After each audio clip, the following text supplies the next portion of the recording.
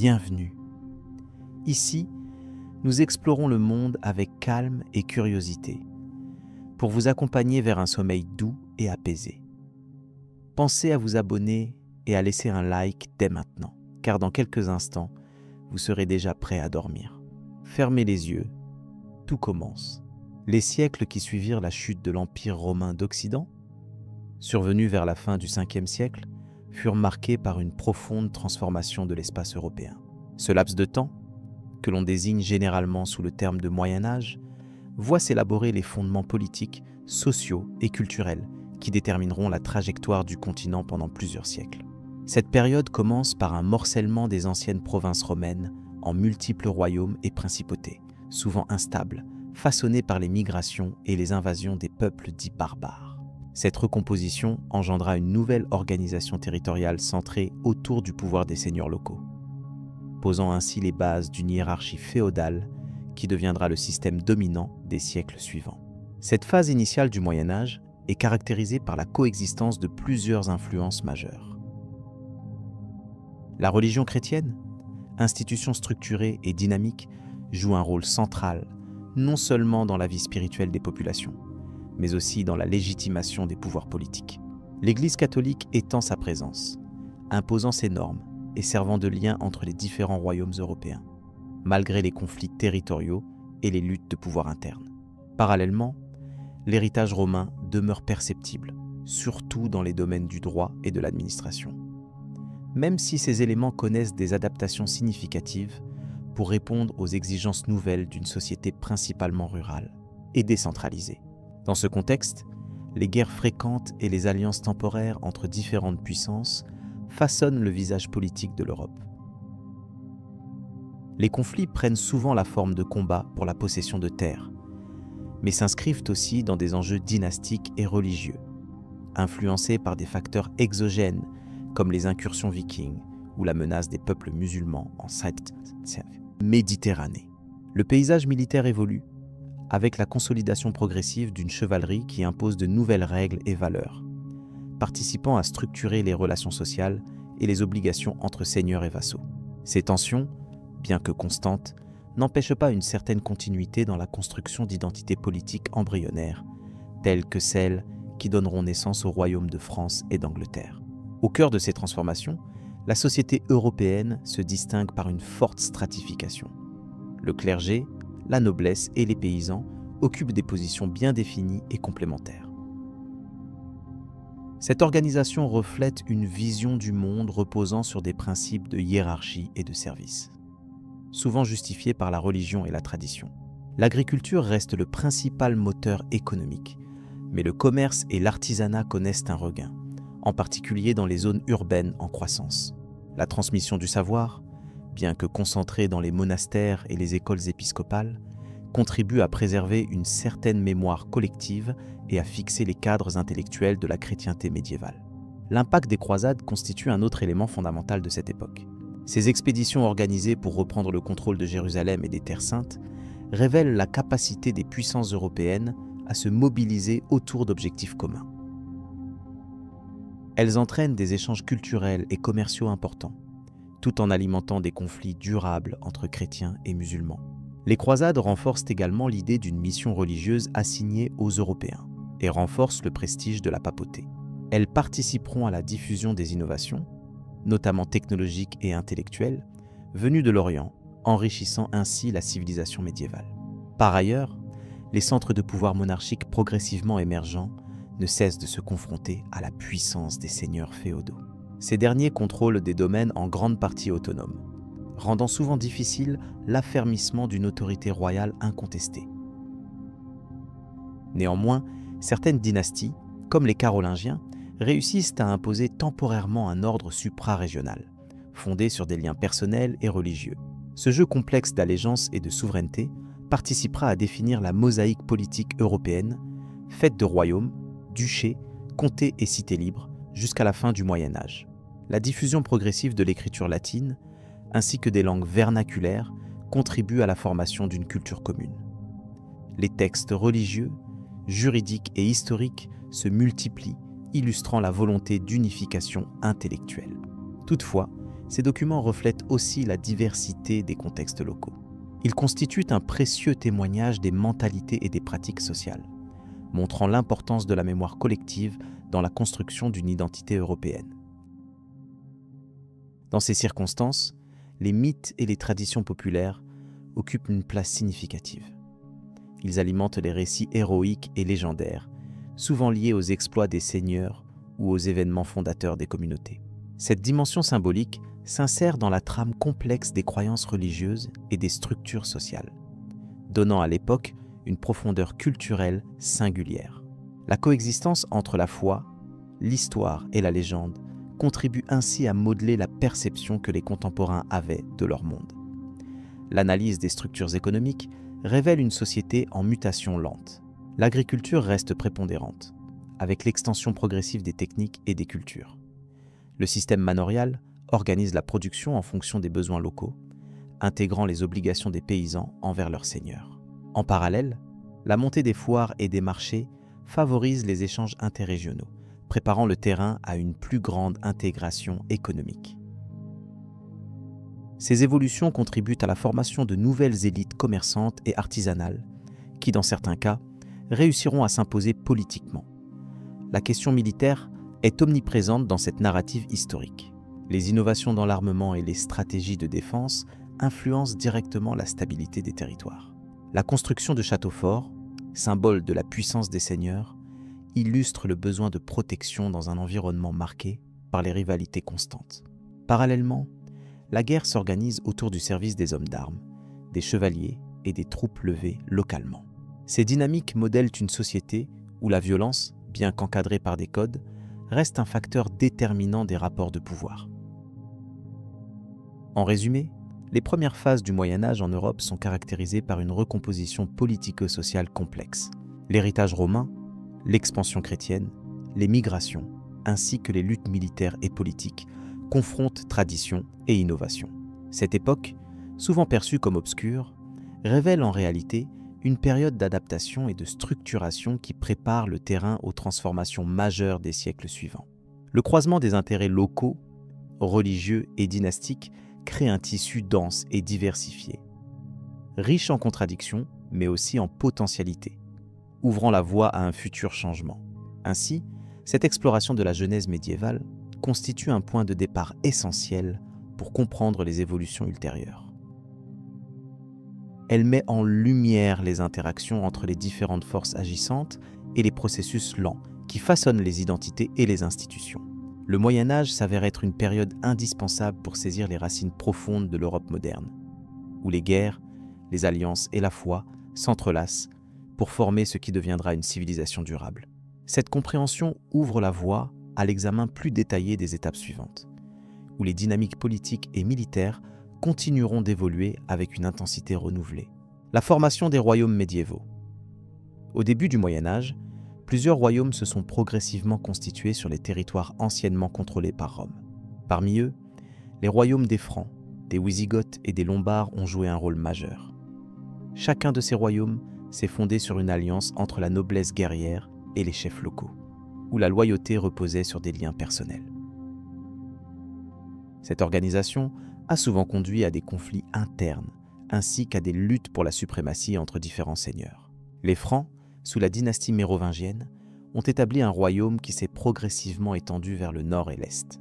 Clovis, considéré comme un pivot majeur, a su unifier les Francs et embrasser le christianisme, ce qui a renforcé son pouvoir en légitimant son autorité aux yeux de l'Église.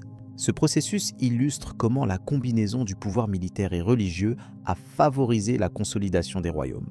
Néanmoins, le partage du royaume entre héritiers suscitait régulièrement des rivalités et des déchirements, ralentissant la création d'un pouvoir central fort. De leur côté, les Wisigoths se sont implantés dans la péninsule ibérique, établissant une monarchie capable de résister aux incursions venues du sud, particulièrement celles des Maures. Leur royaume illustre la coexistence de traditions romano-gothiques et la nécessité d'adaptation aux nouvelles réalités culturelles et militaires. Les alliances matrimoniales et les traités jouaient un rôle important dans la stabilisation des frontières, mais ne suffisaient pas toujours à éviter les conflits incessants avec les voisins. Au cours du 7e siècle, les Lombards ont affirmé leur présence en Italie, profitant de la faiblesse de l'autorité byzantine pour s'imposer sur une large partie de la péninsule. Ce royaume lombard est un exemple fameux de mélange entre structure militaire et organisation sociale traditionnelle, où les duchés fonctionnaient avec un haut degré d'autonomie sous la reconnaissance symbolique du roi. Ce système a montré ses limites face à la montée du pouvoir papal, qui peu à peu a su tirer profit des rivalités pour renforcer son influence. La complexité des relations entre seigneurs et rois a caractérisé cette période. La notion de pouvoir était subordonnée à l'exercice d'une autorité quotidienne fondée sur la loyauté et le service militaire. Les liens de vassalité apparaissent comme une réponse à ce besoin d'organisation, donnant naissance à un réseau d'obligations réciproques. Ce système féodal, encore embryonnaire au 7e siècle, s'est développé au fil du temps pour structurer la politique médiévale en une hiérarchie dense. Il convient aussi de souligner l'importance des premiers conflits entre ces entités. La guerre, bien qu'approchée de manière plutôt pragmatique, a souvent été motivée par des désaccords sur la succession au trône, le contrôle de territoire ou le renouvellement des alliances. Ces affrontements, parfois prolongés sur plusieurs décennies, modifiaient régulièrement les frontières et les équilibres locaux. La diplomatie, encore rudimentaire, jouait un rôle complémentaire, notamment par le biais de mariages entre familles nobles. L'Église a représenté un acteur fondamental dans cette dynamique. Son rôle dépassait la simple sphère religieuse pour s'inscrire dans la légitimation du pouvoir politique. Le soutien de l'Église a souvent permis aux souverains d'affirmer leur autorité et d'étendre leur influence. En retour, les rois protégeaient les intérêts ecclésiastiques et facilitaient l'implantation des monastères qui, à leur tour, devenaient des centres de savoir et d'organisation locale.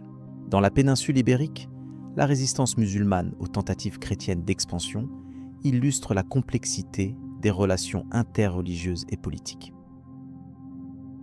Cette confrontation a engendré des cycles de conflits et de paix ponctués par des échanges culturels. Elle a également engagé une longue série de reconquêtes qui allaient dessiner l'ossature des royaumes futurs, tels que Castille, Aragon et Navarre.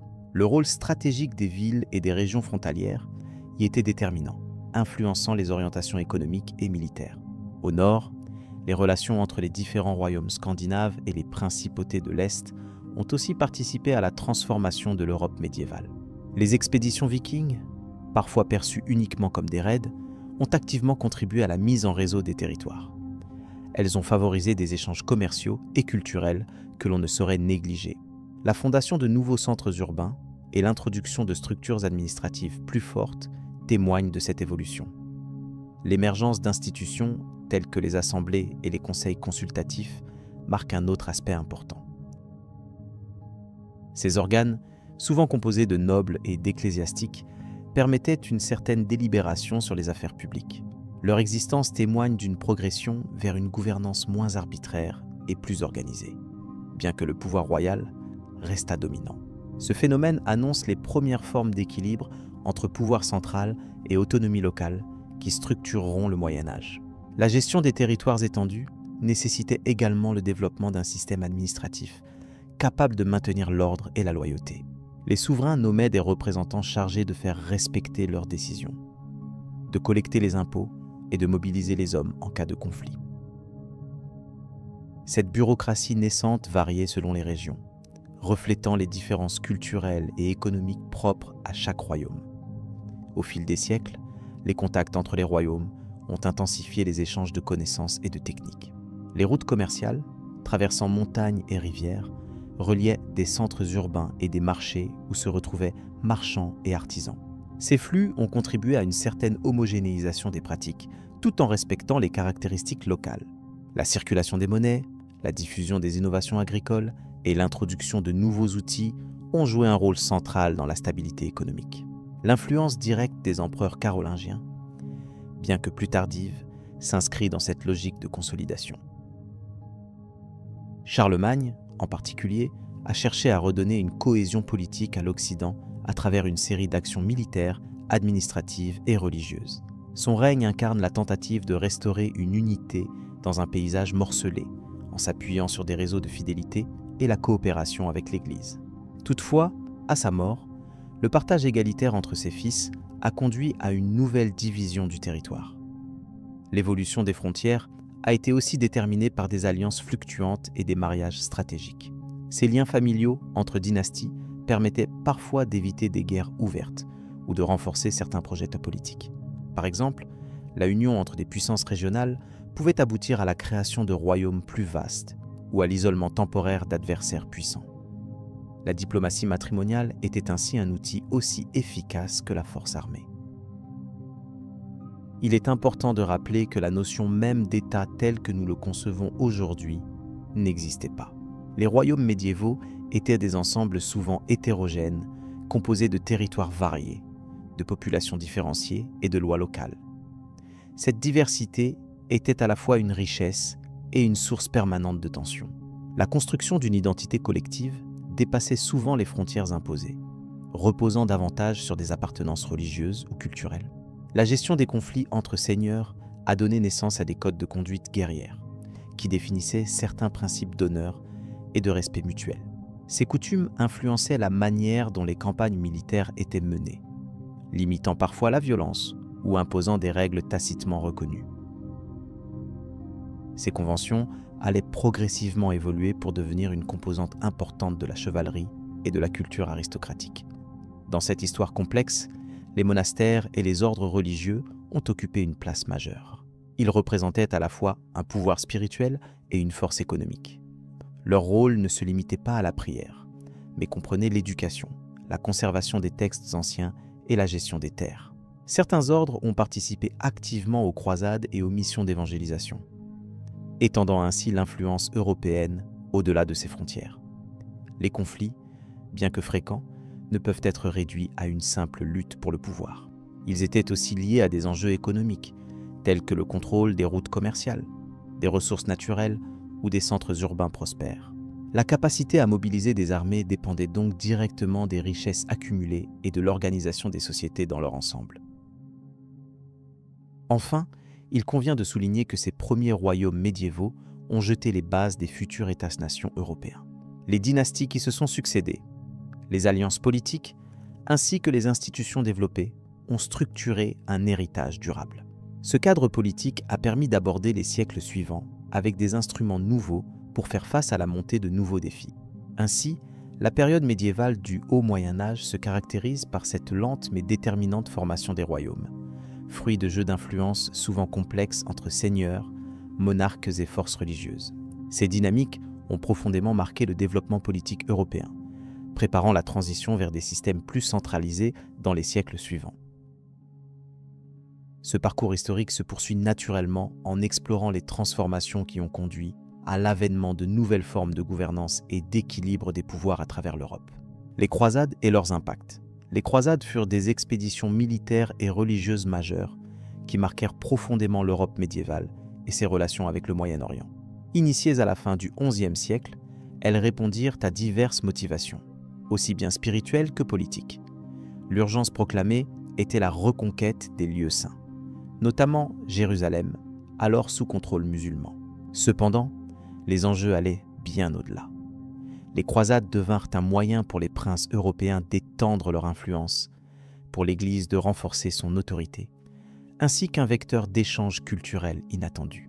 Le premier appel à la croisade fut lancé par le pape Urbain, le second lors du concile de Clermont en 1498. L'objectif officiel était de libérer Jérusalem et d'aider l'Empire byzantin, menacé par les Turcs seldjoukides. Cette première croisade attira des milliers de combattants de divers horizons. Leur chemin jusqu'à la Terre Sainte passa par des batailles, des privations et des alliances avec certains princes locaux.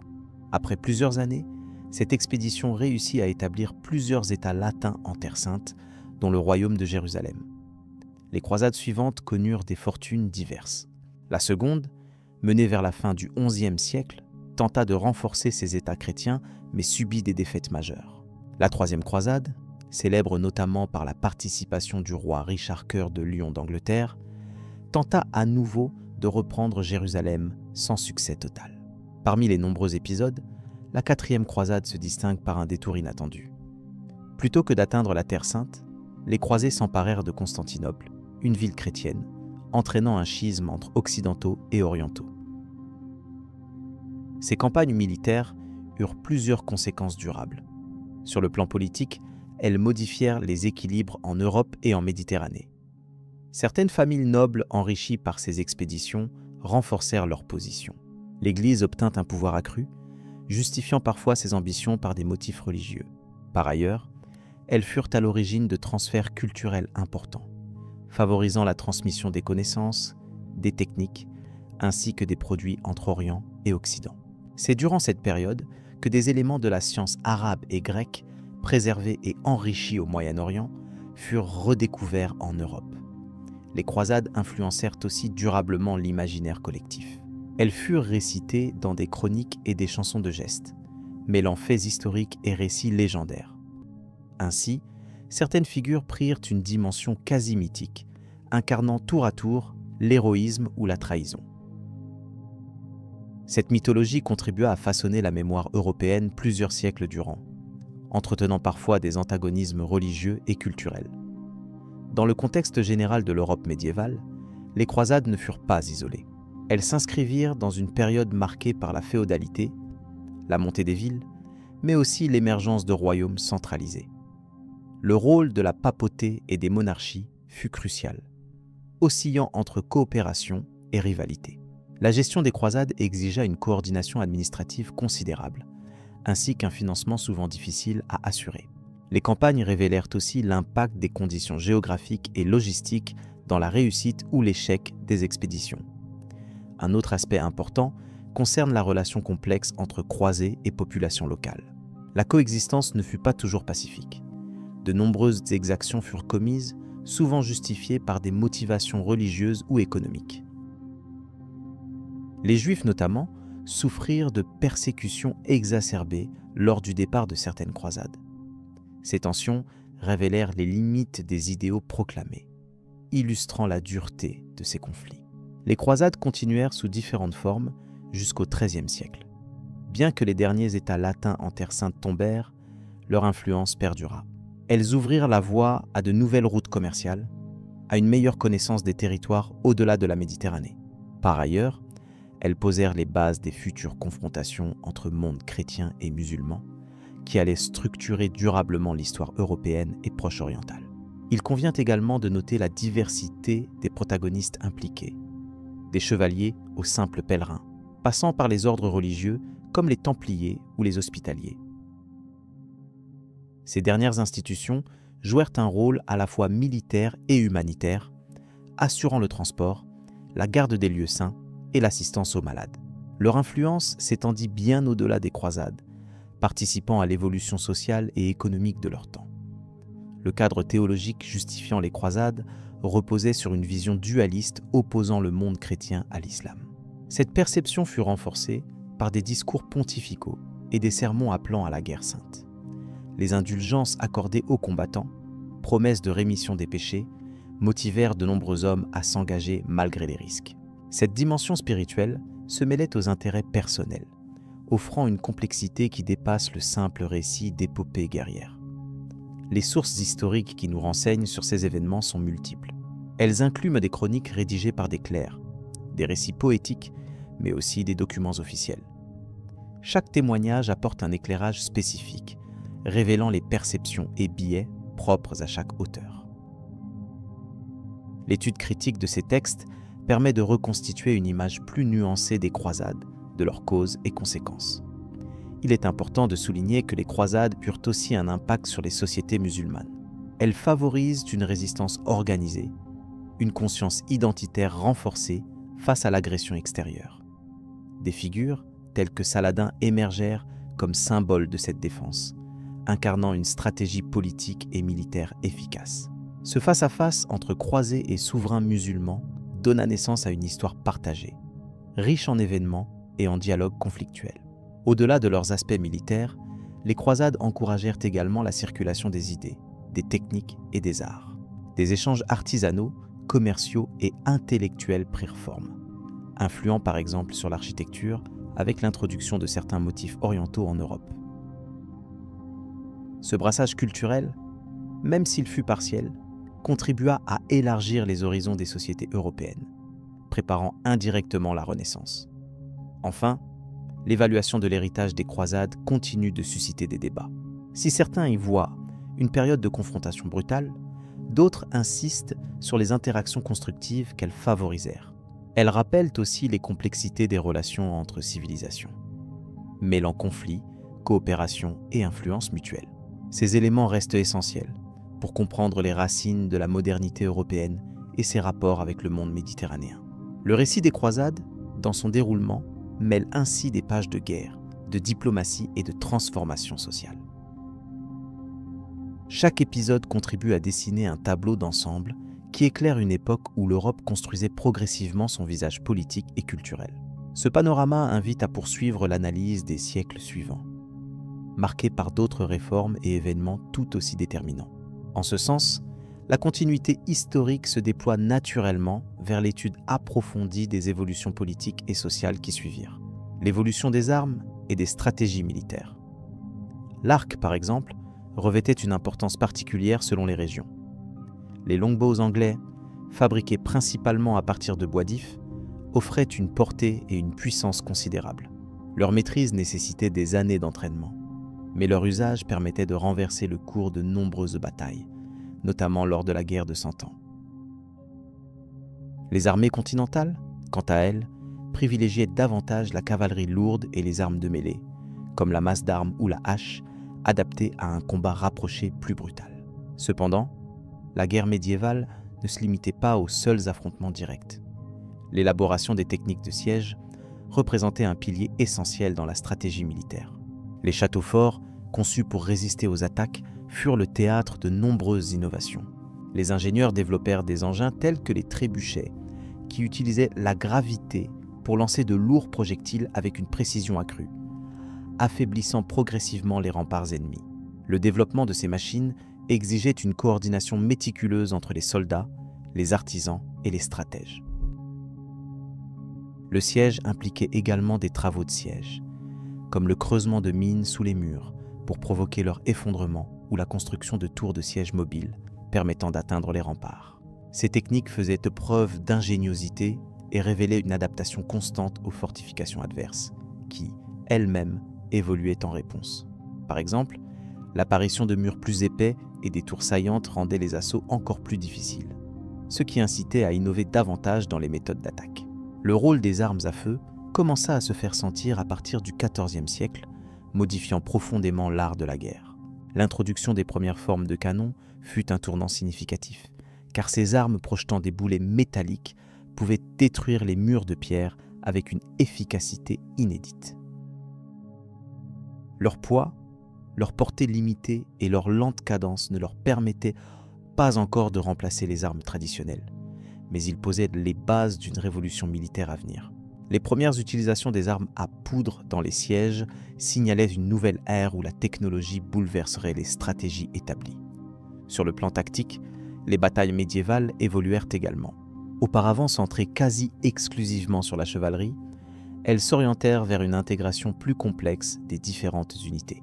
L'infanterie, souvent négligée au début, gagna en importance grâce à l'utilisation coordonnée des piquiers et des archers, formant des formations capables de résister aux charges de cavalerie. Cette coopération naissante entre corps d'armée différents améliorait la flexibilité des armées et leur capacité à s'adapter au développement du champ de bataille. Les mercenaires et les troupes professionnelles contribuèrent de plus en plus à cette évolution. Leur savoir-faire spécifique et leur discipline permirent d'exécuter des tactiques plus élaborées, telles que les retraites feintes ou les embuscades, qui surprenaient souvent les adversaires moins préparés.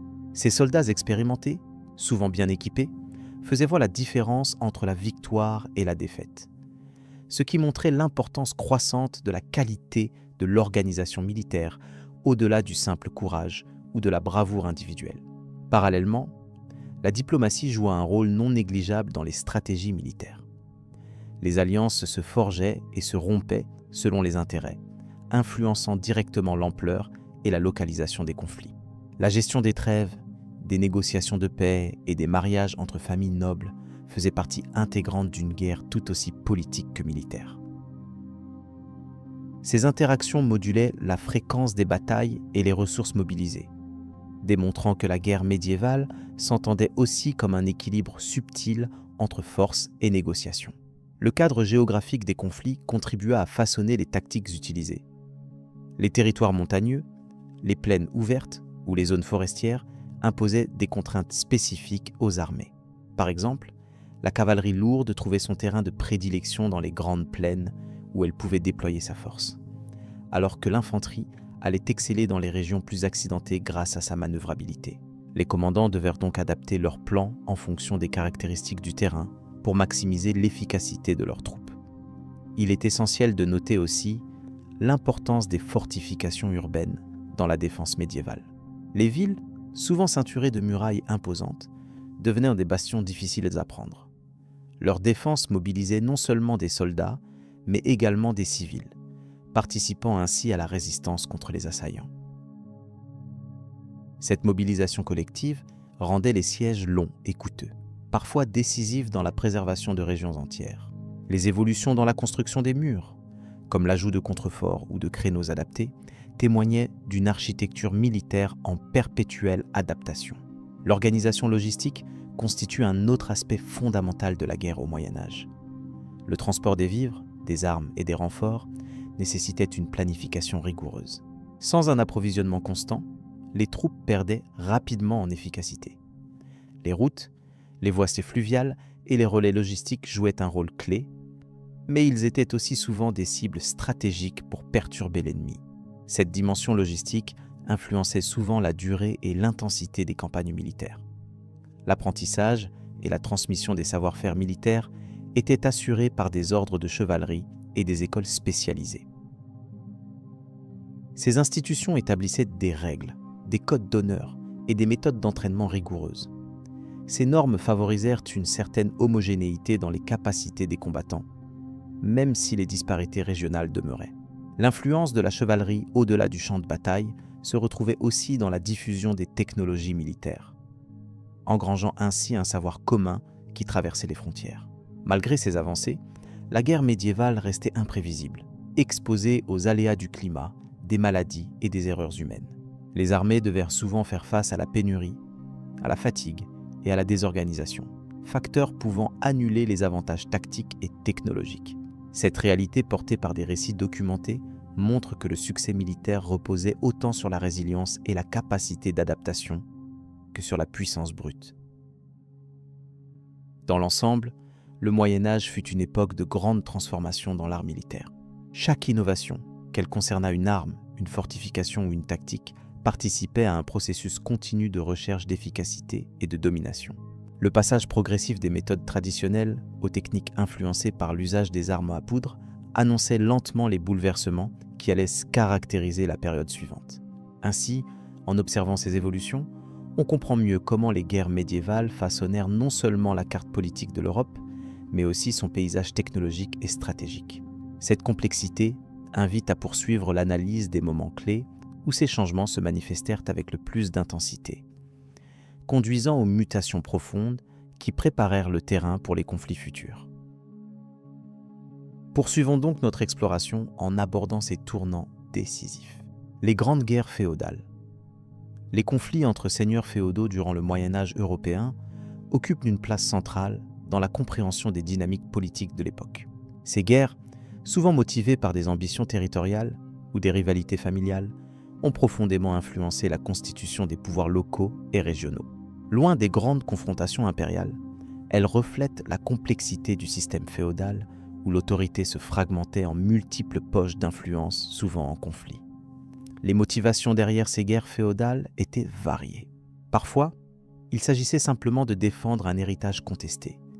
D'autres fois, d'affirmer la suprématie sur une province riche ou stratégiquement importante. Le pouvoir des seigneurs ne reposait pas uniquement sur leur possession, mais également sur leur capacité à mobiliser des vassaux et des alliés. Ce réseau de loyauté fluctuante donnait naissance à des alliances temporaires qui pouvaient aussi rapidement se briser, plongeant la région dans une instabilité permanente. Ces affrontements avaient des conséquences directes sur la population. Les paysans, souvent pris au milieu, subissaient les exactions des soldats et les ravages des combats. Le territoire ravagé voyait ses infrastructures détruites, ce qui entraînait famine et déplacement de population. Paradoxalement, ces guerres, tout en causant chaos et souffrance, contribuaient aussi à remodeler le paysage politique et social, car certains seigneurs plus puissants profitèrent de ces situations pour étendre leur domaine. L'impact économique des conflits était également considérable. Les campagnes dévastées perdaient leur capacité à produire, ce qui affectait les échanges et les impôts. Les seigneurs devaient parfois négocier avec les villes pour s'assurer un flux de ressources, ce qui favorisait l'émergence progressive de certaines places fortes urbaines. Cette évolution favorisait à long terme la transition vers un modèle plus centralisé, même si les périodes de fragmentation revenaient régulièrement. Sur le plan militaire, les techniques et les armements utilisés témoignent d'une évolution constante. La chevalerie, emblématique de cette époque, incarnait à la fois la puissance et la vulnérabilité des seigneurs. Les combats tournaient souvent autour de sièges de châteaux forts, véritables bastions défensifs qui symbolisaient le pouvoir local. La maîtrise de ces fortifications déterminait souvent l'issue des conflits, permettant à certains d'imposer leur autorité durablement. Par ailleurs, ces conflits féodaux s'inscrivent dans un cadre plus large incluant des influences religieuses et culturelles. L'Église jouait un rôle ambivalent, parfois médiatrice lors des trêves ou des appels à la paix, parfois soutien actif de certaines factions, à travers des alliances ou des excommunications. Cette dimension apportait une légitimité supplémentaire au combat et amplifiait leur portée symbolique. Historien du Moyen Âge, on ne peut négliger l'importance de ces guerres pour expliquer la lente émergence des États modernes en Europe. Ces luttes, malgré leur caractère souvent localisé, participaient à une dynamique globale où les pouvoirs se restructuraient, les frontières fluctuantes se dessinaient et un ordre nouveau commençait à naître. Elles préfigurent ainsi le passage progressif d'un système féodal éclaté à des entités politiques plus cohérentes et centralisées. Les récits et légendes issus de ces périodes témoignent aussi d'un imaginaire collectif où la guerre féodale est perçue comme un élément indispensable de la formation des communautés et des identités régionales. Même si ces histoires sont souvent embellies, elles traduisent une réalité politique marquée par la rivalité, la stratégie et la recherche incessante de pouvoir. À travers ces luttes, le Moyen Âge européen se révèle comme une période d'intense transformation politico-militaire. En conclusion, la mosaïque des guerres féodales présente une image nuancée d'une époque en pleine mutation. Les conflits entre seigneurs ne se limitent pas à des affrontements violents, mais racontent aussi les enjeux complexes du pouvoir, de la légitimité et de la survie. Ces luttes ont jeté les bases des évolutions politiques majeures futures, tout en laissant une empreinte profonde sur les sociétés médiévales. La compréhension de ces phénomènes éclaire ainsi les mécanismes profonds de la construction européenne. Alors que ces guerres féodales dessinent les contours d'une nouvelle ère, les tensions entre entités politiques rivales illustrent la fragilité et la dynamique du pouvoir médiéval. Dans le prolongement de cette analyse, il sera pertinent d'examiner comment les forces extérieures, telles que les invasions et les croisades, ont également façonné cette période complexe de l'Europe. La guerre de Cent Ans et ses répercussions. La guerre de Cent Ans, l'un des conflits les plus prolongés et complexes du Moyen Âge européen, débuta au milieu du XIVe siècle et marqua profondément les dynamiques politiques et sociales, tant en France qu'en Angleterre. Cette guerre fut déclenchée principalement par des revendications dynastiques, notamment les prétentions des rois d'Angleterre sur le trône de France après l'extinction de la lignée directe des Capétiens. Le roi Édouard III d'Angleterre s'appuyait sur ses liens de parenté avec la famille royale française pour justifier ses ambitions, initiant ainsi un conflit qui allait durer plus d'un siècle. Le contexte de cette guerre est aussi lié à la fragilité des structures féodales et à l'évolution des États modernes. À cette époque, le pouvoir royal français était encore loin d'être absolu. Il dépendait largement de la loyauté des grands seigneurs. La guerre amplifia ces tensions internes, conduisant à la montée en puissance des monarchies et à la redéfinition des rapports entre la noblesse et le pouvoir central. En Angleterre, la guerre permit de renforcer l'armée royale et de centraliser le pouvoir, tout en dressant le pays contre une menace extérieure persistante. Les premières décennies du conflit furent marquées par des victoires décisives des troupes anglaises, notamment lors des batailles de Crécy et de Poitiers. Ces succès reposèrent largement sur l'utilisation innovante de l'arc long, une arme redoutable contre la chevalerie traditionnelle, et sur des tactiques militaires adaptées au terrain rencontré. Cependant, ces combats, bien qu'éprouvants, furent ponctués de périodes de trêve et de négociations souvent fragiles. Ces oscillations entre guerre ouverte et cessez-le-feu témoignaient de la complexité politique liée à ce conflit prolongé. Le rôle des figures emblématiques de cette époque fut également crucial. Jacques II de Bourbon, Philippe VI de Valois et bien plus tard Charles, V de France, jouèrent un rôle dans la résilience du royaume face à l'invasion anglaise. Du côté anglais, les ambitions d'Édouard III, puis de son fils le Prince Noir, incarnèrent la détermination d'un royaume en quête d'expansion territoriale. Les stratégies employées par ces souverains démontraient une adaptabilité remarquable face aux conditions mouvantes de la guerre médiévale. Par ailleurs, la guerre de Cent Ans ne fut pas seulement un affrontement militaire, elle fut aussi le théâtre d'importants changements sociaux.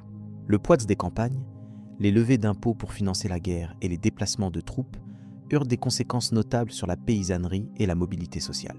La guerre suscita une prise de conscience progressive des identités nationales, contribuant à forger un sentiment d'appartenance distincte chez les populations françaises et anglaises. Ces éléments furent déterminants dans l'émergence des nations telles que nous les connaissons aujourd'hui. Sur le plan politique, l'issue du conflit modifia les équilibres de pouvoir en Europe occidentale. Si l'Angleterre perdit finalement ses possessions continentales majeures, sauf Calais, elle conserva une influence significative sur la scène internationale. La France, quant à elle, réussit à restaurer son autorité grâce à des réformes administratives et militaires engagées durant les dernières phases de la guerre. Ces modifications institutionnelles posèrent les bases d'un État plus centralisé et plus efficace au XVe siècle. Il est important de souligner que la guerre s'inscrit aussi dans un contexte plus large, mêlant crise économique et épidémie. La peste noire, qui frappa l'Europe durant la seconde moitié du XIVe siècle, eut un impact dévastateur sur les populations et les ressources, influençant directement la capacité des royaumes à soutenir un conflit aussi long. La pénurie de main-d'œuvre et la désorganisation économique créèrent des défis supplémentaires pour les armées et les autorités civiles, rendant le déroulement même de la guerre plus difficile à gérer. Les mythes et légendes entourant cette période, comme ceux liés à Jeanne d'Arc, illustrent aussi l'importance symbolique que la guerre de Cent Ans occupa dans la mémoire collective. Jeanne d'Arc, figure emblématique de la résistance française, incarna l'espoir et la résilience du royaume face à la domination étrangère. Son intervention marqua un tournant décisif en redonnant confiance aux troupes françaises, contribuant à la reconquête de territoires perdus et au déclin progressif de l'influence anglaise sur le continent. Au-delà des batailles, le conflit influença également la culture européenne. Les échanges entre les différentes régions, bien que souvent conflictuels, contribuèrent à une diffusion plus large des innovations techniques, artistiques et intellectuelles. Les transformations dans l'organisation militaire, par exemple, participèrent à l'évolution des stratégies et des technologies dans la guerre moderne. Simultanément, la littérature et les chroniques de l'époque reflétèrent les tensions et les espoirs suscités par ce conflit d'une ampleur exceptionnelle. La conclusion de la guerre de Cent Ans à la fin du XVe siècle permit à la France de jeter les bases d'un royaume unifié et plus cohérent, tout en précipitant l'Angleterre dans une période de troubles internes, notamment la guerre des Safed-Reparask. Deux Roses, cette dernière devint un autre moment clé, témoignant des effets secondaires d'un long conflit sur la stabilité politique d'un pays. Ainsi, la guerre de Cent Ans ne fut pas seulement un affrontement territorial, mais un événement constitutif des évolutions sociales, politiques et culturelles en Europe. La prolongation de ce conflit permit aux États concernés de repenser leurs administrations, leurs armées et leurs ambitions politiques. Le passage d'un pouvoir féodal dispersé à des monarchies plus centralisées s'inscrit dans cette période, illustrant une transition majeure vers la modernité. Cette guerre démontra également la complexité des relations internationales à une époque où les alliances et les rivalités pouvaient évoluer rapidement, façonnant durablement la destinée des nations. L'étude de la guerre de Cent Ans révèle ainsi l'interaction entre facteurs dynastiques, militaires, sociaux et économiques dans l'histoire médiévale européenne. Ce conflit fut un moment charnière où s'entremêlèrent forces traditionnelles et nouveaux défis, offrant un terrain d'analyse riche et complexe pour comprendre les mutations de cette époque.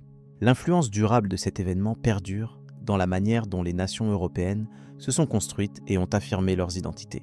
Progressivement, les réformes instaurées en France, notamment sous Charles VII, permirent de renforcer les institutions royales et d'étendre leur contrôle sur l'ensemble du territoire.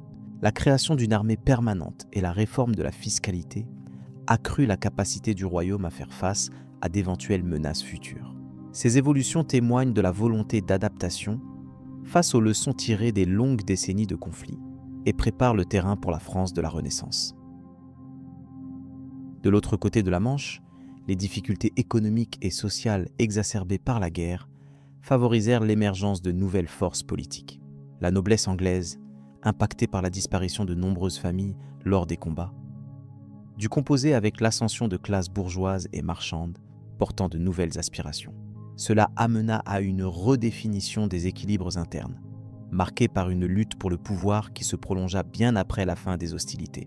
L'analyse de la guerre de Cent Ans offre aussi une perspective sur les effets humains d'un conflit prolongé. Les populations rurales et urbaines furent soumises à des déplacements fréquents, à des réquisitions et à des famines. Le paysage démographique européen fut profondément bouleversé, et ces transformations eurent des conséquences sur la structure sociale, favorisant parfois des mutations dans les pratiques agricoles et économiques, ainsi qu'une reconfiguration des rapports entre seigneurs et paysans. Le conflit illustre également le rôle des alliances internationales dans la politique médiévale. Les royaumes voisins, tels que le Saint-Empire romain germanique et la Castille, intervinrent parfois en soutien ou en opposition à l'un ou l'autre camp, ajoutant une complexité supplémentaire aux dynamiques de la guerre. Ces interrelations permirent d'élargir le champ d'influence et d'impact du conflit au-delà des frontières directement concernées. Enfin, la guerre de Cent Ans pose la question essentielle du passage entre Moyen Âge et époque moderne. Alors que les structures féodales se dissolvaient peu à peu, les États européens s'engagèrent dans des processus d'affirmation de leur souveraineté, préparant ainsi les conditions pour les mutations politiques et sociales des siècles suivants. Le conflit apparut donc comme un moment de transition historique dont les conséquences résonnent encore dans la compréhension de l'Europe contemporaine. L'histoire de la guerre de Cent Ans révèle ainsi une multitude d'enjeux et d'impacts qui dépassent le simple cadre militaire. Elle témoigne d'une époque où la guerre et la politique s'entremêlaient, influençant profondément les sociétés et les États. Le récit de cette période ouvre la voie à une meilleure compréhension des processus qui ont façonné la France, l'Angleterre et plus largement l'Europe, permettant d'apprécier la complexité des évolutions sociales et politiques à venir. Ce panorama prépare naturellement à l'exploration des changements qui marquèrent la suite du Moyen Âge et l'aube de la Renaissance. Les tensions entre l'Église et le pouvoir séculier. Les relations entre l'Église et le pouvoir séculier pendant le Moyen Âge en Europe représentent un aspect fondamental pour comprendre l'évolution des structures politiques et sociales de cette période. Dès le début du premier millénaire, ces relations oscillent entre coopération et conflit, toutes deux influencées par des visions différentes mais souvent entrelacées du pouvoir et de l'autorité. L'Église catholique, en tant qu'institution supranationale, revendiquait un rôle spirituel, mais aussi une autorité morale qui dépassait les frontières des royaumes laïques. Dans les premiers siècles du Moyen Âge, la christianisation progressive des peuples européens apporte à l'Église un prestige considérable. Elle ne se limite pas à la pratique religieuse, car elle devient aussi un acteur politique majeur. Les rois et empereurs perçoivent souvent la légitimité de leur pouvoir comme conférée par Dieu par l'intermédiaire de l'Église. Cette symbiose s'exprime notamment par la cérémonie du sacre, où l'évêque consacre symboliquement le souverain, impliquant que la justice et la bonne gouvernance sont sous la tutelle divine. Cependant, au fil du temps, les ambitions des deux pouvoirs tendent à entrer en contradiction. La possession et la gestion des terres en sont un élément clé. Les évêques et les monastères accumulent d'immenses domaines, rivalisant avec les seigneurs laïcs, ce qui crée des rivalités sur les ressources et le contrôle territorial. Cette situation aboutit à nombre de conflits, parfois dégénérant en guerre locale ou en disputes d'envergure plus large entre royaumes et le pape. Au XIe siècle, le conflit entre l'empereur Henri IV et le pape Grégoire VII illustre cette lutte pour la suprématie. Le pape, engagé dans la réforme grégorienne, condamne la pratique de la investiture laïque, où les souverains nommaient les évêques. Il affirme que seule l'Église a le droit de désigner ses prélats. Cette position provoque une crise majeure. Henri IV se retrouvant excommunié et en conflit ouvert avec le pape. Ce schisme temporaire révèle l'ambiguïté des rapports de pouvoir entre le spirituel et le temporel. Le rôle du pape ne se limite pas à la sphère religieuse, car il influe aussi sur les dynamiques politiques européennes. Les papes interviennent dans les successions royales, soutiennent ou défendent des souverains selon l'alignement de ces derniers avec les intérêts ecclésiastiques. Par exemple, lors de la lutte entre la papauté et les empereurs du Saint-Empire romain germanique, le soutien du pontife est une arme diplomatique déterminante pour affermir ou contester la légitimité. Les chevaliers et les nobles, souvent proches de l'Église, subissent eux-mêmes des pressions pour agir en conformité avec les valeurs chrétiennes, spécialement lors des croisades. Ces expéditions militaires, initiées à la fin du XIe siècle, unissent temporairement les différentes forces d'Europe sous une bannière commune, orchestrée par le pape. L'objectif est de libérer Jérusalem et les lieux saints du contrôle musulman, ce qui symbolise une alliance d'intérêts religieux et politiques aux échelles locales et internationales. Les tensions ne s'atténuent pas avec le temps, mais continuent de se manifester dans des variations et adaptations. Les rois français, anglais ou espagnols, tentent de limiter l'influence du clergé sur leur territoire, imposant des règlements pour contrôler les nominations ecclésiastiques ou la gestion des biens ecclésiastiques. Ces mesures reflètent la volonté de renforcer la souveraineté laïque tout en maintenant une collaboration avec l'Église indispensable à la cohésion sociale. Le Concile de Latran, dans ses différentes éditions, formalise des codes régissant la place de l'Église dans la société médiévale, marquant des moments où l'Église renforce ses prérogatives face aux monarchies. Parallèlement, les papes revendiquent un pouvoir universel, transcendant les frontières nationales et défiant l'autorité des princes. Cette universalité se heurte souvent à la montée en puissance des États-nations en formation. Les guerres comme la guerre de Cent Ans reflètent également ces conflits d'influence. Tandis que les souverains s'affrontent pour des territoires et des droits dynastiques, l'Église cherche à maintenir son influence morale, parfois en appelant à la paix ou en jouant un rôle d'arbitre. Cependant, son impartialité est régulièrement remise en cause car elle est aussi impliquée dans des alliances stratégiques. En dépit des affrontements, des formes de coopération durable émergent. L'Église assure l'éducation, la justice et parfois même la gestion administrative dans les royaumes. Les clercs agissent comme conseillers auprès des rois, négociateurs ou encore ambassadeurs. Ce rôle pragmatique souligne la complexité des relations entre ces deux pôles de pouvoir qui ne peuvent totalement se passer l'un de l'autre dans la société médiévale. Le rôle des ordres monastiques et militaires contribue aussi à cette dynamique. Des ordres comme les bénédictins ou les cisterciens renforcent l'influence religieuse tout en participant au développement économique par la gestion des terres. Par ailleurs, des ordres de chevalerie comme les templiers ou les hospitaliers jouent un rôle unique à la fois guerrier et spirituel, servant d'intermédiaire dans les relations entre Église et pouvoir séculier. Dans les régions germaniques, italiennes ou ibériques, les spécificités locales modulent cette relation. Par exemple, en Italie, la papauté est un acteur politique direct, en particulier à Rome et dans les États pontificaux, intervenant dans les affaires internes et dans les luttes entre cités. En Espagne, les rois catholiques entreprennent la Reconquista tout en consolidant leurs relations avec l'Église, pour légitimer leur pouvoir face au royaume musulman. L'interdiction du mariage des prêtres, entrée en vigueur progressivement, illustre aussi la volonté de l'Église de contrôler sa discipline interne et d'éviter les empiétements de la noblesse sur le clergé. Cette règle vise à maintenir la pureté spirituelle et à assurer l'indépendance financière de l'Église par la gestion des biens ecclésiastiques sans héritier direct. À partir du XIIIe siècle, la scolastique diffuse une pensée organisée qui formalise la relation entre pouvoir idéologique et pouvoir politique. Des penseurs comme Thomas d'Aquin proposent une synthèse entre foi et raison, offrant un cadre intellectuel à la coexistence complexe entre l'autorité papale et les souverains laïcs, légitimant un ordre divin tout en reconnaissant l'importance de la loi civile. Enfin, il ne faut pas oublier que ces tensions ont des répercussions culturelles, affectant les arts, la littérature et la pensée médiévale. De nombreux textes, hymnes et œuvres d'architecture reflètent ce rapport entre le sacré et le profane. La construction de cathédrales gothiques, par exemple, témoigne d'une volonté d'affirmer la présence spirituelle dans les centres politiques des royaumes. Ainsi, les conflits entre l'Église et le pouvoir séculier façonnent profondément l'histoire médiévale de l'Europe. Ils révèlent un jeu d'équilibre constant entre des forces concurrentes mais aussi interconnectées. Cette interaction évolue au rythme des transformations politiques, sociales et religieuses, préparant les bases des évolutions futures, tant en matière de souveraineté que de laïcité. Ce panorama historique appelle à poursuivre le récit en dévoilant comment ces dynamiques s'intensifient et se complexifient à l'aube de la Renaissance. Les dynamiques territoriales en Europe centrale et orientale.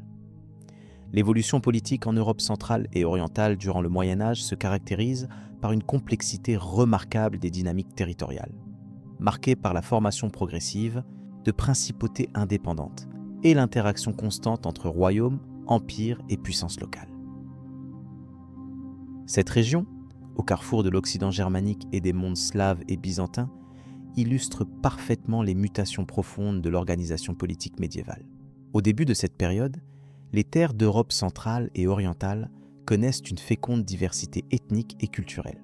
La fragmentation de l'Empire carolingien, suivie de l'expansion des royaumes germaniques, donne lieu à une mosaïque d'entités politiques où le pouvoir se négocie entre empereurs, ducs et rois locaux. L'émergence des principautés hongroises, polonaises et bohémiennes reflète cette réalité. Ces entités, issues d'alliances militaires et de mariages dynastiques, adoptent des formes de gouvernance mêlant héritage tribal et loi féodale. La Hongrie médiévale s'illustre par son rôle central dans la défense contre les invasions venues des steppes. Le règne du roi Étienne Ier, couronné vers l'an 1000, marque un tournant décisif. Par son couronnement, il instaure le christianisme comme fondement de l'autorité royale, consolidant ainsi l'organisation de l'État hongrois.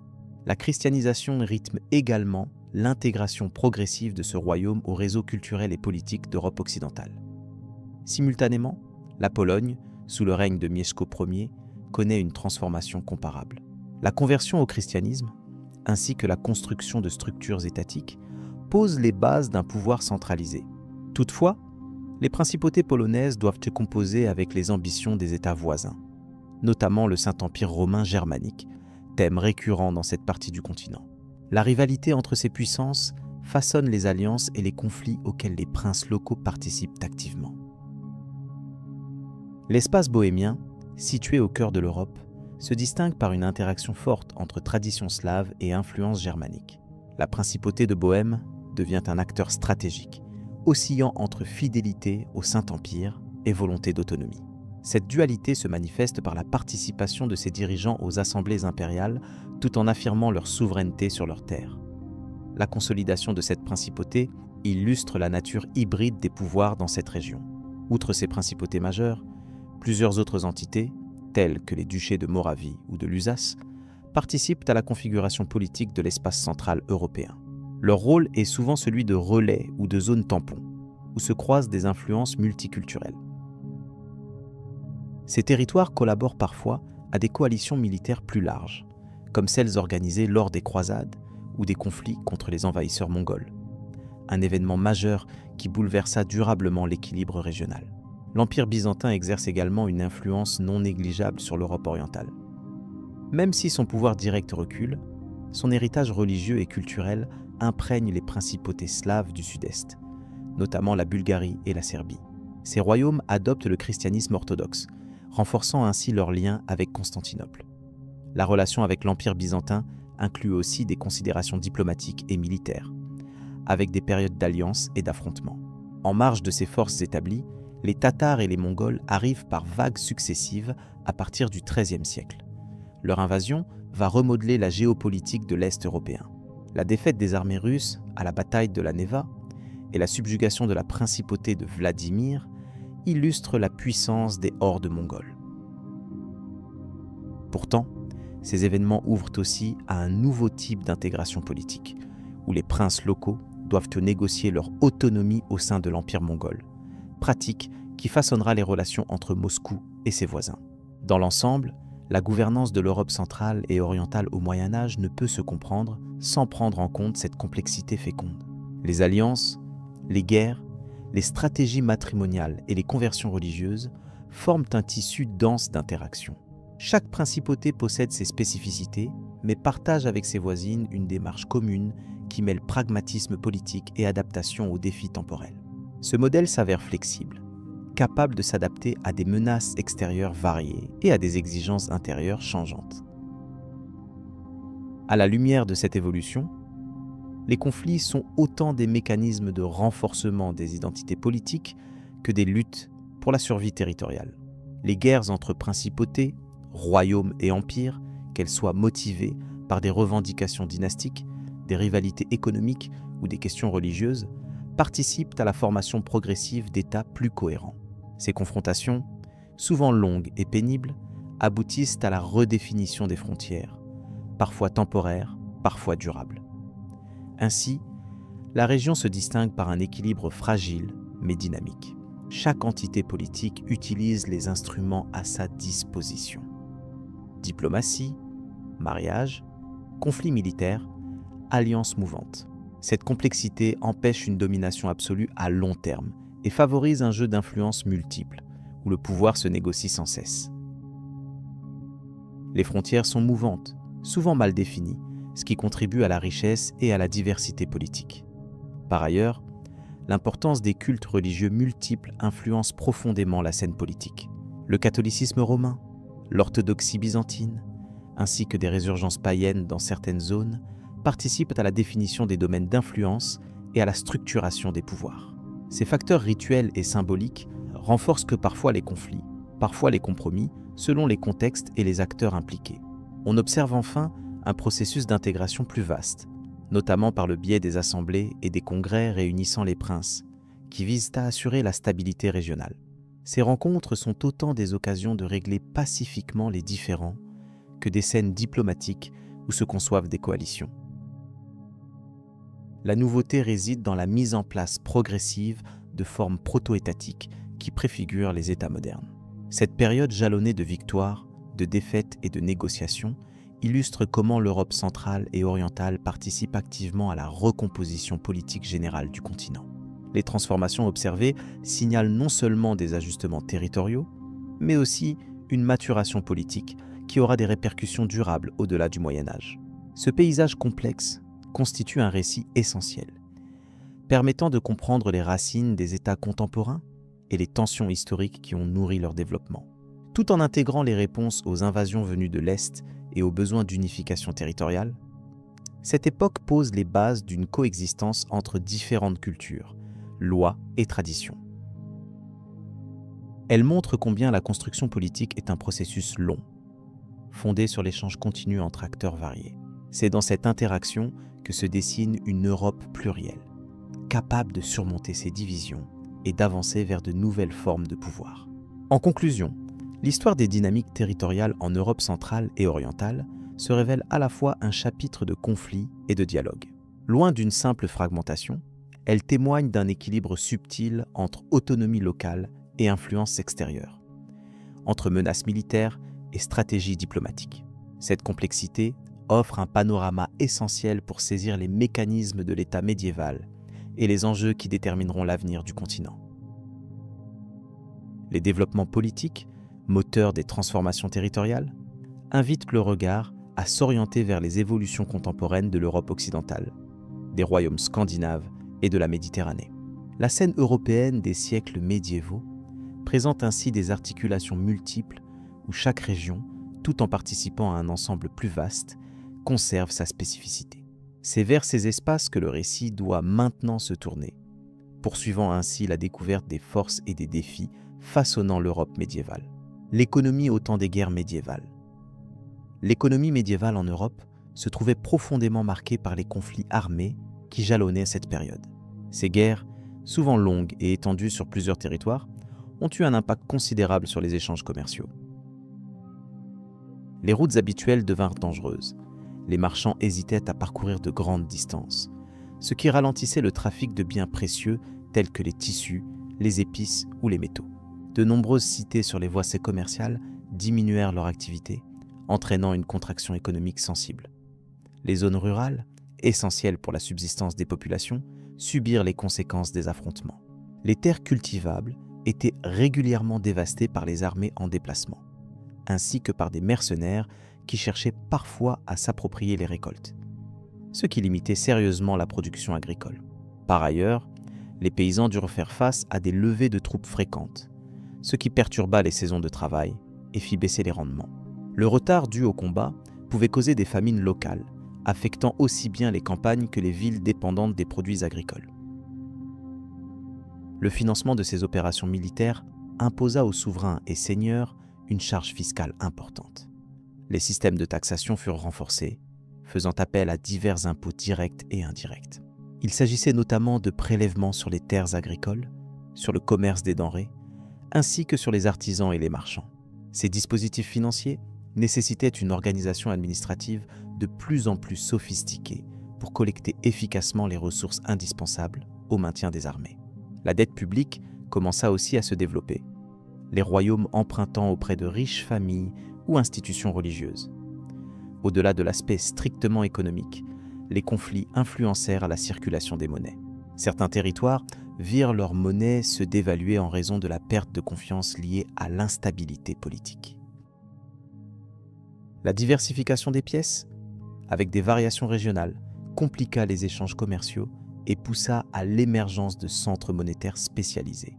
Ces systèmes monétaires devaient répondre simultanément aux besoins locaux et aux exigences des marchés internationaux, particulièrement dans les grandes cités marchandes comme Venise ou Bruges. L'artisanat et les activités manufacturières subirent également les conséquences indirectes des guerres. Dans certaines régions, la raréfaction de la main-d'œuvre due aux pertes humaines ou à l'enrôlement limita la production d'objets textiles, métalliques ou en cuir. Cependant, dans d'autres zones mieux protégées, la demande en objets liés à la guerre, tels que les armures, les armes ou les équipements, stimula certains secteurs industriels. Cette dualité entre pénurie et spécialisation illustre la complexité des transformations économiques à l'époque médiévale. On observe aussi que certaines familles nobles participaient à l'économie de guerre de façon active. Elles produisaient et entretenaient des technologies militaires, investissaient dans la construction de fortifications et organisaient le recrutement. Parfois, elles prirent en charge le ravitaillement des troupes qui nécessitait une logistique conséquente. Cette organisation contribua à un développement progressif des infrastructures de transport et de stockage qui bénéficia ultérieurement au commerce civil. Ainsi, la guerre imposa à la société médiévale une capacité à s'adapter économiquement. Dans ce contexte, les foires et marchés prirent un rôle central. Malgré les risques, certains lieux parvinrent à maintenir une activité commerciale régulière, attirant des marchands de diverses régions. Ces événements commerciaux permettèrent d'échanger non seulement des produits, mais également des informations stratégiques et politiques. Ils devinrent un observatoire de la conjoncture économique et des alliances, ce qui conférait à certains marchands une influence indirecte sur les décisions publiques et les orientations militaires. Les communautés urbaines mirent en place des mécanismes spécifiques pour préserver leur stabilité économique. La réglementation des prix, la création de guildes pour protéger les artisans et la gestion collective des approvisionnements en denrées alimentaires furent des réponses pragmatiques face aux crises. Ces mesures visaient à éviter les pénuries graves susceptibles de provoquer des révoltes ou des exodes massifs. À cet égard, la vie économique médiévale s'organisait autour d'un équilibre fragile entre besoins militaires et exigences civiles. Il est important de noter que, parallèlement aux pressions économiques, les guerres favorisèrent certains progrès technologiques. L'amélioration des armes, le perfectionnement des techniques de siège ou la montée en puissance des infrastructures de communication permirent une meilleure gestion des conflits, tout en influençant l'industrie locale. Cette dynamique, bien que née de la violence, contribua à renouveler les savoir-faire et les ressources disponibles dans de nombreuses régions. Enfin, la question des impôts soulevait parfois des tensions entre souverains et sujets. Les tentatives de prélever des contributions supplémentaires provoquaient des contestations, allant parfois jusqu'à des insurrections. Cette confrontation illustre la complexité des relations sociales dans ce contexte difficile, où la survie économique dépendait largement de l'ensemble des acteurs. Les mécanismes de négociation entre pouvoir royal et communauté locale jouèrent un rôle crucial dans la stabilité de l'époque. Ainsi, la période médiévale européenne apparaît comme un temps où l'économie s'adaptait constamment aux défis posés par les guerres. Influencée par les besoins matériels des armées et par les dégradations liées au combat, elle connut des cycles de restriction et de renouvellement. Ce cadre permit toutefois l'émergence de nouveaux équilibres économiques, préfigurant certaines transformations qui allaient bien se poursuivre dans les siècles suivants. Cette histoire invite à comprendre combien les conflits façonnèrent durablement les structures économiques médiévales pour mieux entrer dans l'ère moderne. L'étude approfondie de ces évolutions conduit naturellement à explorer les interactions dynamiques entre pouvoir politique, société civile et construction des États, éléments centraux de la prochaine analyse. Les réseaux d'alliances et les diplomaties médiévales. Les alliances se nouaient généralement par des mariages stratégiques, qui scellèrent des accords entre maisons royales ou seigneuriales. Un mariage pouvait ainsi rapprocher deux puissances longtemps opposées, consolidant des velléités d'extension territoriale grâce à la promesse d'une descendance unie. Par exemple, l'union entre les dynasties capétiennes et aragonaises permit à la France et à la couronne d'Aragon de conjuguer leurs forces face à des ennemis communs. Ces mariages créaient aussi des obligations diplomatiques impérieuses et appelaient souvent à l'intervention militaire mutuelle en cas de menace extérieure. Au-delà des unions conjugales, les traités formels ont joué un rôle crucial. Ils définissaient les conditions de paix, fixaient les frontières et organisaient parfois le partage des conquêtes. Ces accords, rédigés en latin ou dans les langues vernaculaires, étaient solennellement scellés et accompagnés par un échange de garanties. Cependant, leur exécution demeurait incertaine, car la faiblesse des institutions médiévales contraignait souvent les parties à recourir à la force en cas de non-respect des clauses. La diplomatie reposait donc autant sur des engagements écrits que sur des rapports de force fluctuants. Les guerres médiévales trouvaient ainsi leur origine non seulement dans des ambitions territoriales, mais aussi dans les rivalités nées des alliances mouvantes. L'Europe du Moyen-Âge constituait une mosaïque de seigneuries, royaumes et principautés, toutes liées par un enchevêtrement complexe d'obligations croisées. Ce maillage rendait la dynamique politique particulièrement instable. Certaines périodes connurent des conflits prolongés, comme la guerre de Cent Ans, qui tira son origine d'une succession complexe impliquant plusieurs maisons royales. Un puzzle diplomatique où chaque pièce était en mouvement permanent. La diplomatie médiévale ne se limitait pas aux traités et mariages. Les négociations fréquentes, souvent menées lors de rencontres appelées diètes ou conciles, offraient un cadre pour résoudre les différends. Ces assemblées réunissaient les hauts personnages du royaume, parfois même des représentants étrangers, afin de discuter et de décider des affaires importantes. Elles jouaient un rôle préventif, cherchant à empêcher l'escalade des conflits. Bien que ces réunions fussent longues et parfois laborieuses, elles incarnaient une forme progressive de gestion politique collective. Les papes eux-mêmes jouèrent souvent un rôle diplomatique majeur. En tant que figures spirituelles et politiques, ils intervenaient comme médiateurs entre royaumes chrétiens, cherchant à arbitrer les conflits ou à promouvoir des croisades. Leur influence traversait les frontières et transcendait parfois les intérêts strictement politiques, renforçant l'idée d'une chrétienté unifiée face aux menaces extérieures. La papauté disposait ainsi d'un pouvoir unique, capable de mobiliser ou d'apaiser selon les circonstances historiques. Les systèmes féodaux entretenaient aussi des relations fondées sur la vassalité, qui impliquaient des engagements réciproques entre seigneurs et suzerains. Ces liens féodaux constituaient une autre forme de réseau politique, où l'allégeance garantissait protection et ressources militaires. Cependant, cette hiérarchie n'était pas toujours stable, car les loyautés pouvaient se modifier en fonction des intérêts locaux ou des pressions extérieures. Cet ordre souple permettait une certaine flexibilité, mais rendait la diplomatie plus complexe et parfois délicate à maîtriser. Au cours des siècles, l'émergence progressive des États modernes commença à transformer ces réseaux fragiles.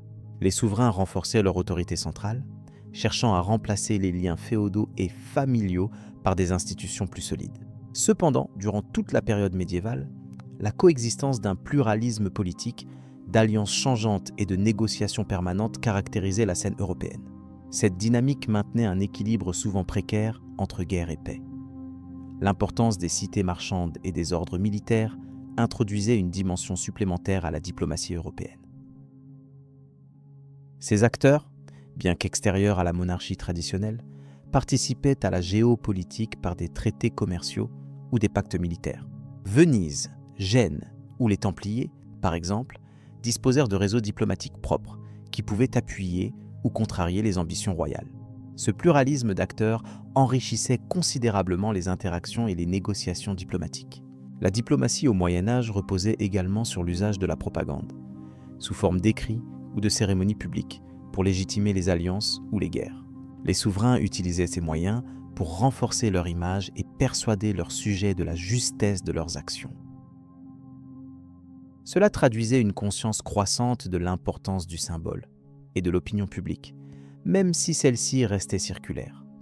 Ces stratégies contribuaient à renforcer la cohésion interne tout en affichant la puissance à l'extérieur. Il est important de noter que, malgré leur caractère souvent fragile, ces réseaux d'alliances et de diplomatie permirent d'éviter dans nombre de cas des conflits généralisés.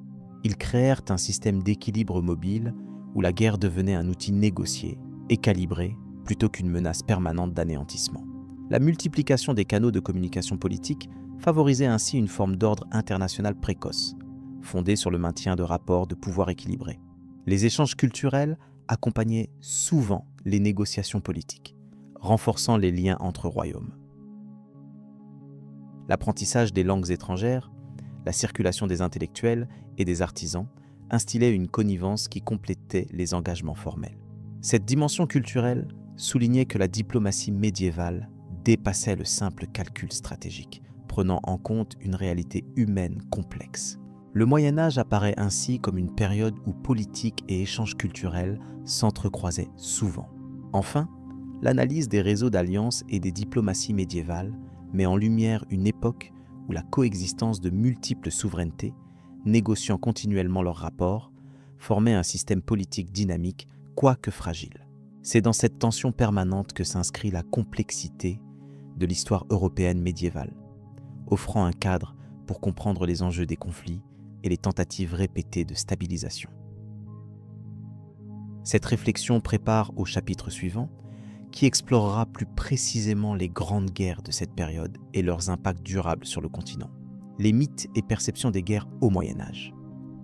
Les guerres du Moyen-Âge en Europe ne se limitaient pas à des affrontements sanglants sur des champs de bataille. Elles étaient enveloppées d'un voile de mythes et de croyances populaires qui touchaient à la fois la manière dont ces conflits étaient perçus et la mémoire collective qui en découlait. Il est important de comprendre que les sociétés médiévales concevaient la guerre à travers un prisme culturel, où histoire et légende s'entremêlaient, influençant leurs attitudes face à la violence et au pouvoir. Dans l'imaginaire médiéval, la guerre n'était pas un simple acte politique ou territorial. Elle était souvent interprétée comme une manifestation de la justice divine. Selon une croyance répandue, Dieu pouvait soutenir l'un des camps, conférant ainsi une légitimité sacrée au roi et aux seigneurs engagés dans le conflit. Cette idée s'appuyait sur des récits religieux et des textes scripturaires qui justifièrent la guerre comme moyen de punir les pécheurs ou de défendre la foi chrétienne. Ainsi, chaque bataille pouvait être perçue comme un combat spirituel aussi bien que matériel. En parallèle, les récits épiques et chansons de gestes jouaient un rôle crucial dans la construction des images guerrières. Ils glorifiaient des chevaliers héros dont les exploits devenaient des modèles de bravoure et d'honneur. Ces histoires, bien que souvent embellies, contribuaient à forger l'identité collective et la mémoire des guerres. Elles transmettaient aussi des valeurs essentielles pour la société féodale, telles que la loyauté, la piété et le courage. Plusieurs personnages historiques furent ainsi enveloppés d'un halo mythique, parfois plus fort que leur simple existence terrestre. Les croisades, par exemple, sont un exemple emblématique où le mélange de croyances, de propagande et de récits légendaires s'est manifesté de façon spectaculaire. Cette série d'expéditions militaires au nom de la chrétienté fut entourée d'une représentation où les croisés apparurent comme des guerriers saints, engagés dans une lutte sacrée contre les infidèles. La réalité, souvent marquée par des enjeux politiques, économiques et culturels complexes, fut transcendée par une imagerie symbolique forte. Cette représentation contribua non seulement à mobiliser des milliers d'hommes, mais aussi à façonner durablement les perceptions occidentales sur ces conflits. Par ailleurs, les superstitions liées à la guerre tenaient une place importante. Les chevaliers et soldats croyaient fréquemment en des signes célestes, en l'efficacité des amulettes ou en des présages annonciateurs du destin des batailles. Certains rituels religieux accompagnaient les départs pour les campagnes, illustrant l'importance d'une protection divine contre la mort et le malheur. Ces pratiques symboliques contribuaient à renforcer la cohésion des groupes et à atténuer l'angoisse face au danger. Elles témoignent du lien étroit entre la foi et la guerre dans le Moyen-Âge européen. Le rôle des chroniques médiévales mérite également d'être souligné. Rédigées principalement par des moines ou des clercs, ces œuvres mêlent faits historiques et interprétations morales. Elles étaient influencées par les contextes politiques et religieux des auteurs, ce qui introduisait souvent un biais dans la manière dont les guerres étaient racontées. La narration pouvait ainsi valoriser certains dirigeants ou justifier certains conflits au nom d'un dessein supérieur.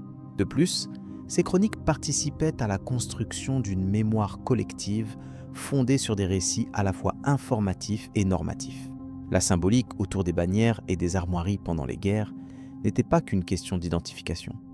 Ces emblèmes portaient aussi un poids mythique et spirituel. Ils représentèrent l'honneur d'une maison, d'un territoire ou d'un roi, et leur perte pouvait être vécue comme une défaite morale presque aussi lourde que la défaite militaire. Ce symbolisme renforçait la conscience de l'importance des batailles comme des moments décisifs pour la pérennité des lignées et des nations. Par ce biais, la guerre s'inscrivait dans un continuum historique mêlant mémoire et destin. L'influence des légendes sur les guerres ne se limitait pas à l'Europe chrétienne. Des échanges et des conflits avec le monde musulman, tout comme avec d'autres cultures de l'époque, permirent des interactions culturelles où perceptions et mythes circulaient. Par exemple, les récits de chefs musulmans héroïques ou de sages stratèges enrichissaient les imaginaires respectifs tout en renforçant parfois la notion d'altérité. Cette dimension interculturelle souligne que la mémoire des guerres médiévales est tissée d'éléments divers et souvent contradictoires, reflétant la complexité des relations humaines. L'importance accordée à la notion de chevalerie est aussi liée à sa dimension symbolique. La chevalerie réunit non seulement un rôle militaire, mais aussi une conception morale de la guerre. Les codes chevaleresques dictaient des règles d'honneur, de protection des faibles et de respect des adversaires, même en temps de guerre. Ces règles étaient autant des idéaux à atteindre que des facteurs de différenciation culturelle face à d'autres formes de conflits. La chevalerie a ainsi profondément influencé la façon dont les guerres furent perçues, encouragées ou condamnées au Moyen-Âge. Les grandes batailles médiévales, bien que souvent sanglantes, furent intégrées dans des récits plus larges où la victoire ne se résumait pas à une simple conquête. Elle pouvait symboliser la volonté divine, la restauration de l'ordre ou la défense du royaume. Ainsi, la mémoire de ces événements est conservée au travers d'histoires qui dépassent le cadre strict de l'analyse militaire pour toucher au spirituel et au culturel. Cette approche médiévale de la guerre forgea une vision particulière du conflit, éloignée de la seule logique stratégique. La construction de mythes autour des figures historiques, comme Charlemagne ou Richard Cœur de Lion, témoigne aussi de ce phénomène. Leurs exploits militaires furent amplifiés par des récits héroïques visant à inspirer et légitimer les pouvoirs en place. La distance entre réalité et légende était souvent floue, ce qui complexifiait la compréhension des événements dans leur précision historique.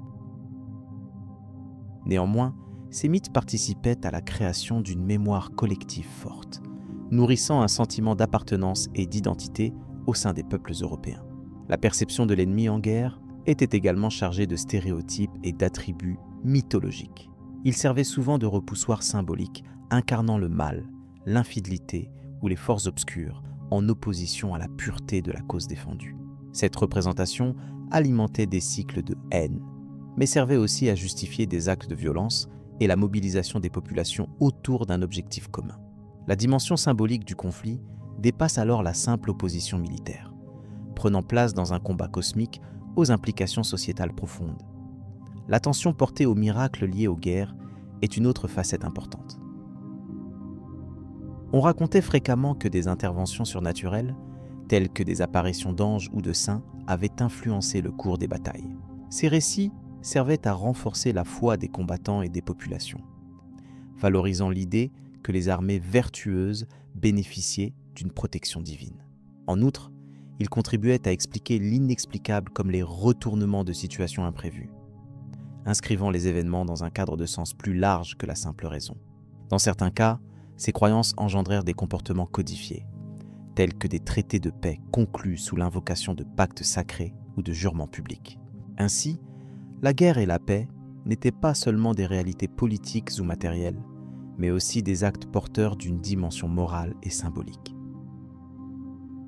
Cela montrait à quel point la guerre au Moyen Âge ne pouvait être comprise dans une perspective uniquement pragmatique, mais devait intégrer la spiritualité et la culture dominante. La relation entre le pouvoir politique et la religion durant les conflits semblait indissociable. Les souverains médiévaux s'appuyaient sur une aura sacrée pour asseoir leur autorité militaire, mais ils en tiraient aussi une justification théologique pour leur conquête. De façon réciproque, les institutions religieuses profitaient souvent des guerres pour étendre leur influence et renforcer leur position. Ces interactions complexes nourrissaient une vision de la guerre comme d'une entreprise guidée par une volonté supérieure, où la réalité des combats terrestres se doublait d'une bataille pour l'âme des peuples. L'impact de cette perception mythique s'est prolongé bien au-delà de l'époque médiévale elle-même. Elle a contribué à façonner non seulement les récits historiques ultérieurs, mais aussi les représentations culturelles modernes du Moyen Âge. La mémoire des guerres médiévales passe ainsi par des images et des idées qui se sont transformées avec le temps, tout en conservant une forte charge symbolique. Cette continuité illustre la puissance des mythes dans la construction de l'histoire et de l'identité collective. Enfin, ces croyances populaires et interprétations culturelles ont joué un rôle essentiel pour les populations concernées, en offrant des cadres symboliques pour comprendre les violences et les bouleversements de leur temps. Elles ont aidé à intégrer la guerre dans une vision plus large du monde, en reliant les événements humains à des forces supérieures, tout en contribuant à la création d'un héritage narratif commun. Ainsi, la guerre au Moyen Âge prend une dimension à la fois historique et mythique qui invite à une lecture profonde et nuancée. Alors que cette exploration des mythes et perceptions des guerres médiévales touche à son terme, il apparaît naturel de poursuivre l'étude en se penchant sur les répercussions à long terme de ces conflits, notamment sur l'évolution politique, sociale et culturelle de l'Europe à travers les siècles qui suivirent. Le legs des guerres médiévales dans l'Europe moderne. Le Moyen Âge européen fut une période où les conflits armés et les événements politiques structuraient profondément le paysage du continent. Ces guerres, souvent longues et complexes, étaient indissociables des dynamiques politiques et sociales de l'époque. Elles ont contribué à dessiner les contours des nations modernes en Europe, en influençant non seulement les frontières territoriales, mais aussi les structures du pouvoir. L'empreinte laissée par ces affrontements perdura bien au-delà de leur déroulement immédiat, posant ainsi les fondations des systèmes politiques futurs. Au cours des siècles médiévaux, plusieurs grandes guerres se distinguèrent par leur ampleur et leurs conséquences durables. La guerre de Cent Ans, par exemple, opposa la France et l'Angleterre sur une période d'environ 110 ans, entre le milieu du XIVe siècle et le milieu du XVe. Ce conflit non seulement modifia les revendications territoriales, mais aussi suscita des évolutions importantes dans la société, notamment la montée d'un sentiment national naissant et l'affirmation du pouvoir monarchique. Les batailles, bien que souvent sanglantes et dévastatrices, furent aussi des catalyseurs de changements structurels. Parallèlement, les croisades menées à partir de la fin du XIe siècle eurent un impact politique majeur sur les relations entre l'Europe et les territoires orientaux. Ces expéditions militaires, motivées par des raisons religieuses et politiques, renforcèrent le pouvoir des papes et développèrent des réseaux diplomatiques complexes. La mobilisation de chevaliers et de soldats issus de multiples régions européennes accentua le sentiment d'appartenance à une communauté chrétienne plus large, tout en exacerbant des rivalités internes. Elles eurent également des répercussions économiques, favorisant le commerce et les échanges culturels malgré les conflits. Les rivalités entre seigneuries et royaumes créèrent un tissu politique fragmenté, où le pouvoir local cohabitait avec des aspirations à la centralisation monarchique. Ces tensions entretenaient des cycles répétés de conflits, souvent limités géographiquement mais aux conséquences lourdes. Au-delà des guerres à Bierta, les alliances, mariages politiques et traités furent des instruments autant que des batailles pour le contrôle et le prestige. Par exemple, le mariage de Ferdinand d'Aragon et d'Isabelle de Castille au XVe siècle contribua à l'unification de l'Espagne, unissant deux royaumes importants dans une nouvelle entité politique stable. Le développement des institutions politiques en Europe fut indissociable des conflits et des mouvements qu'ils provoquèrent. L'un des exemples marquants est la Magna Carta, signée en 1215 en Angleterre. Ce document, résultant d'une confrontation entre le roi Jean sans Terre et ses barons, imposa une limite au pouvoir royal et posa les bases d'une gouvernance plus équilibrée. Ainsi, les guerres et tensions du Moyen-Âge amenèrent progressivement à l'émergence d'une conception du pouvoir intégrant des notions de droit et de responsabilité. En Italie, la montée des cités-États au cours du Moyen-Âge illustre également ce lien étroit entre pouvoir et conflit. Venise, Florence ou Milan connurent des guerres internes et externes, façonnant des modèles politiques variés où la compétition entre familles et factions définissait souvent la configuration du pouvoir. Ces luttes jouèrent un rôle déterminant dans l'évolution des institutions républicaines ou oligarchiques, offrant des exemples contrastés de gestion politique fondée sur la participation et l'équilibre des forces. Au nord de l'Europe, l'expansion des royaumes scandinaves et l'installation de la Ligue hanséatique renforcèrent les échanges commerciaux et politiques entre différentes régions.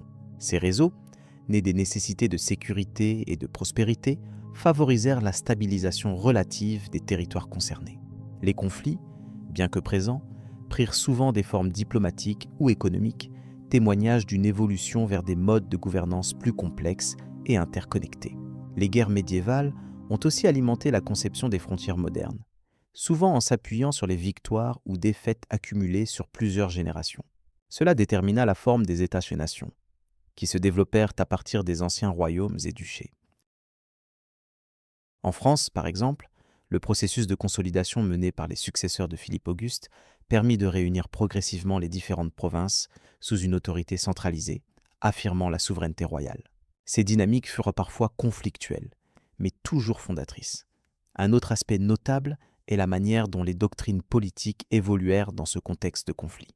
Les théories du droit divin des rois prirent leur essor, légitimant par la religion l'autorité monarchique.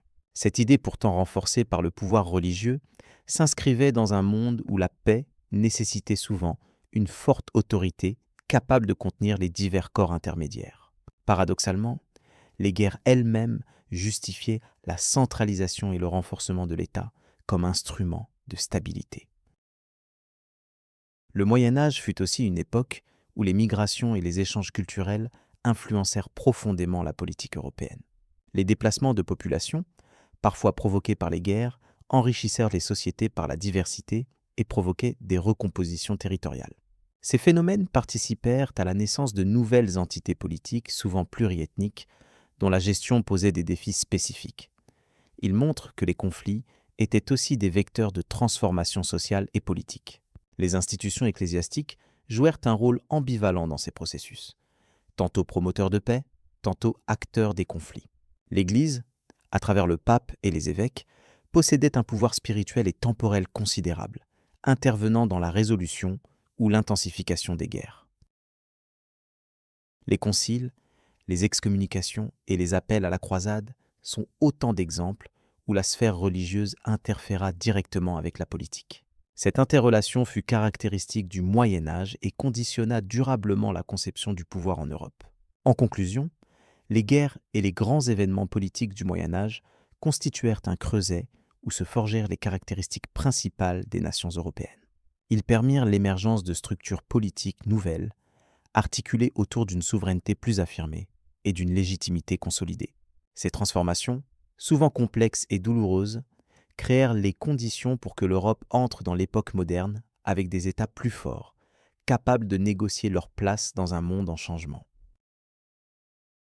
Le legs de cette période reste palpable dans les institutions et idéologies contemporaines. Ainsi, la compréhension des conflits médiévaux et de leurs implications politiques est essentielle pour saisir les fondements de l'Europe actuelle. Cette période ne fut pas seulement un enchaînement de guerres violentes, mais une étape clé de construction, où s'élaborèrent des compromis, des innovations politiques et des modèles organisationnels durables. La transition vers des sociétés plus centralisées et organisées fut un processus long, mais indispensable. Ce voyage à travers l'histoire conduit naturellement à explorer les évolutions qui suivirent au cours de la Renaissance et des temps modernes.